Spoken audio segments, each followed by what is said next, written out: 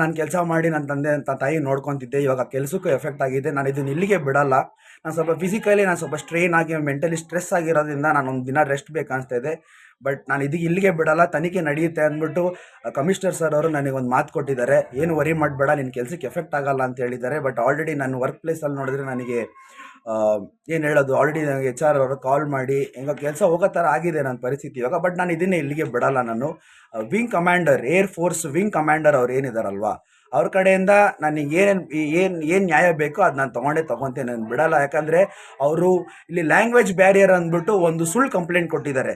So ನಾನು ಬೇಕಾದ್ರೆ ಆನೆಸ್ಟಾಗಿ ಹೇಳ್ತೀನಿ, ನಾನು ಮೋರ್ ದೆನ್ 5 ಲ್ಯಾಂಗ್ವೇಜ್ ಮಾತಾಡ್ತೀನಿ. ಕನ್ನಡ, ಇಂಗ್ಲೀಷ್, ಹಿಂದಿ, ತಮಿಳ್, ತೆಲುಗು 5 ಲ್ಯಾಂಗ್ವೇಜು ಬರುತ್ತೆ. ಸೊ ನಾನು ಬೆಂಗಳೂರಲ್ಲಿ ಹುಟ್ಟಿ ಬೆಳೆದಿರೋದು, ಬೆಂಗಳೂರಲ್ಲಿ ಜೀವನ ಮಾಡ್ತಾ ಇರೋದು. ಸೊ ಒಂದು ಭಾಷೆಯಲ್ಲಿ ಇಲ್ಲಿ ಜೀವನ ನಡೆಸೋದು ಕಷ್ಟ ಆಗೋದ್ರಿಂದ ನಾನು 5ರಿಂದ 6 ಭಾಷೆ ಕಲ್ತಿದ್ದೀನಿ. ಸೊ ಅವರೊಂದು ಫಾಲ್ಸ್ ಕೇಸ್ ಕೊಟ್ಬಿಟ್ಟು ಅವರೇ ನನ್ನ ಮೇಲೆ ಹಲ್ಲೆ ಮಾಡಿ ಈ ಥರ ಮಾಡಿರೋದು. But first and foremost